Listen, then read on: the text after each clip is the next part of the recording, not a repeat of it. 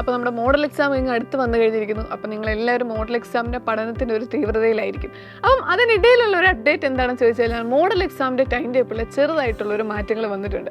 Main സബ്ജക്റ്റുകളിലൊന്നും മാറ്റമില്ല എങ്കിൽ പോലും ചില സബ്ജക്റ്റുകൾ എന്നതിൻ്റെ ഡേറ്റിൽ അങ്ങോട്ടും ഇങ്ങോട്ടും ഒരു മാറ്റങ്ങൾ വന്നിട്ടുണ്ട്. അപ്പം ഡെഫിനറ്റ്ലി നമ്മൾ ഈ ഒരു മാറ്റങ്ങൾ കൃത്യമായിട്ട് മനസ്സിലാക്കണം. കാരണം ആദ്യം വരുന്ന സബ്ജക്റ്റുകളായിരിക്കണം നമ്മൾ ആദ്യം പഠിക്കേണ്ടത്. അപ്പോൾ ജസ്റ്റ് മോഡൽ എക്സാമിൻ്റെ ടൈം ടേബിളിൽ വന്നിരിക്കുന്ന മാറ്റങ്ങൾ നമുക്ക് നോക്കാം. കൊമേഴ്സുകാരെ സംബന്ധിച്ചിടത്തോളം +1 നമുക്ക് 16-ാം തീയതി എക്സാം ഒന്നുമില്ല. 17-ാം തീയതിയാണ് നിങ്ങൾക്ക് ഇംഗ്ലീഷിൻ്റെ എക്സാം വരുന്നത്. പിന്നെ 18-ാം തീയതി നമ്മുടെ മെയിൻ സബ്ജക്റ്റായ അക്കൗണ്ടൻസിയുടെ എക്സാം വരുന്നുണ്ട്. 19-ാം തീയതി വരുമ്പോൾ നിങ്ങൾക്ക് സ്റ്റാറ്റിസ്റ്റിക്സും അല്ലെങ്കിൽ കമ്പ്യൂട്ടർ ആപ്ലിക്കേഷൻ എടുത്ത സ്റ്റുഡൻസിന് കമ്പ്യൂട്ടർ ആപ്ലിക്കേഷൻ എക്സാമുമാണ് വരുന്നത്. 20-ാം തീയതി ബിസിനസ് സ്റ്റഡീസിൻ്റെ എക്സാമാണ്. പിന്നെ വന്നിട്ട് നമുക്ക് 23-ാം തീയതിയാണ് അടുത്ത എക്സാമുള്ളത്. 23-ാം തീയതി ഇക്കണോമിക്സിൻ്റെ എക്സാമും 24-ാം തീയതിയാണ് നമ്മുടെ പാർട്ട് 2 അല്ലെങ്കിൽ സെക്കൻഡ് ലാംഗ്വേജിൻ്റെ എക്സാമും വരുന്നത്.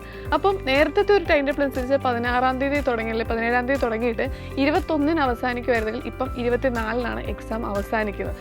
അപ്പോൾ നമ്മൾ മനസ്സിലാക്കുന്ന ഒരു കാര്യം, ഫൈനൽ എക്സാമിന് നമുക്ക് പഠിക്കാനുള്ള ഡേറ്റ്സ് അത്രയും അവിടെ കുറവ് വരികയാണ് ചെയ്തത്. അപ്പം ആ ഒരു എഫേർട്ട് കൂടി ഇപ്പോഴേ മോഡൽ എക്സാമിന് നിങ്ങൾ എന്ത് ചെയ്യണം, പഠിക്കേണ്ടതുണ്ട്. അപ്പം ചില സബ്ജക്റ്റ് ഇപ്പം എക്കണോമിക്സിനൊക്കെ ആണെങ്കിൽ 20-ാം തീയതി കഴിഞ്ഞ് 23 വരുമ്പോൾ അതിനിടയിൽ ഒരു ഗ്യാപ്പ് ഉണ്ട്. അപ്പോൾ നമുക്ക് റിവൈസ് ചെയ്യാനൊക്കെ ഉള്ള ഒരു ടൈം അവിടെ കിട്ടുന്നുണ്ട്.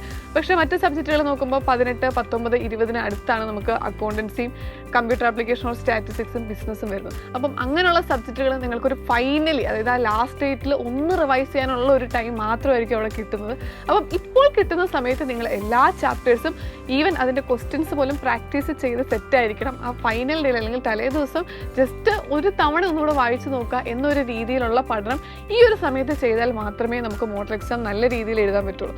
മോഡൽ എക്സാം നല്ല രീതിയിൽ എഴുതിയാൽ മാത്രമേ, അതായത് ഇതിൻ്റെ മാർക്ക് നിങ്ങൾക്ക് ഫൈനൽ എക്സാമിന് കൺസിഡർ ചെയ്യില്ല, പക്ഷേ നിങ്ങളൊരു മോഡൽ എക്സാം നല്ല രീതിയിൽ എഴുതിയാൽ എവിടെയൊക്കെയാണ് നിങ്ങൾ വീക്കായിട്ടുള്ളത് അല്ലെങ്കിൽ ഏതൊക്കെയാണ് നിങ്ങൾ സ്ട്രോങ് ആയിട്ടുള്ള ഏരിയാസ് നിങ്ങൾക്ക് മനസ്സിലാകുള്ളൂ. അപ്പോൾ കൃത്യമായിട്ട് മോഡൽ എക്സാം എഴുതുന്ന ഒരു കുട്ടിക്ക് മാത്രമേ ഫൈനൽ എക്സാമിന് എങ്ങനെ പ്രിപ്പയർ ചെയ്യണം എന്നൊരു കാര്യം നമുക്ക് പറഞ്ഞു തരാനായിട്ട് പറ്റുള്ളൂ. കാരണം ഓരോരുത്തരെ സംബന്ധിച്ചിടത്തോളം ഇപ്പോൾ ചിലർക്ക് അക്കൗണ്ടൻസി ആകാം എളുപ്പം, ചിലർക്ക് ബിസിനസ് സ്റ്റഡീസ് ആകാം. അപ്പം ആ സബ്ജക്റ്റിൽ തന്നെ നമുക്ക് ചാപ്റ്റേഴ്സിൽ വ്യത്യാസം വരാം. അപ്പോൾ ഈ കാര്യങ്ങളെല്ലാം മനസ്സിലാക്കണമെങ്കിൽ മോഡൽ എക്സാം നിങ്ങൾ മാക്സിമം നിങ്ങളുടെ എഫേർട്ട് ഇട്ടിട്ട് എഴുതുക എന്നുള്ളൊരു കാര്യമാണ് ചെയ്യേണ്ടത്.